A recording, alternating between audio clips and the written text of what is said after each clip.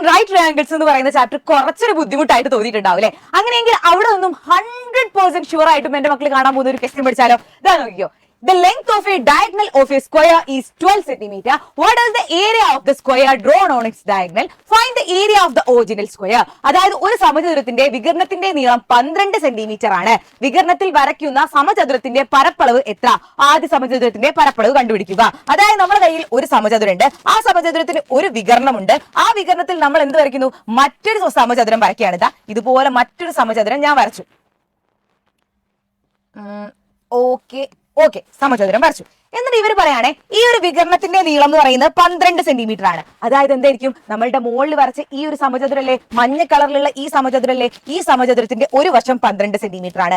അങ്ങനെയെങ്കിൽ എല്ലാ വശങ്ങളും 12 തന്നെ ആയിരിക്കും അല്ലെ? 12 സെന്റിമീറ്റർ ആണെങ്കിൽ അതിന്റെ പരപ്പളവ് അല്ലെങ്കിൽ ഏരിയ എത്രയായിരിക്കും?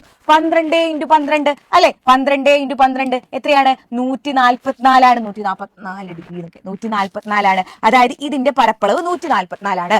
അങ്ങനെയെങ്കിൽ നിങ്ങൾ ഓർത്തു വെച്ചോ, നമ്മളുടെ വികരണത്തിൽ അല്ലെങ്കിൽ ഡയഗണലിൽ വരയ്ക്കുന്ന സമചതുരത്തിന്റെ പരപ്പളവിന്റെ ഏരിയയുടെ നേരെ പകുതിയാണ് ഇതിന്റെ ഒറിജിനൽ സ്ക്വയറിന്റെ, അതായത് ഇവന്റെ പരപ്പളവ്. 144ന്റെ പകുതി എന്ന് പറഞ്ഞാൽ എത്രയായിരിക്കും? 72 ഡിഗ്രി ആയിരിക്കും.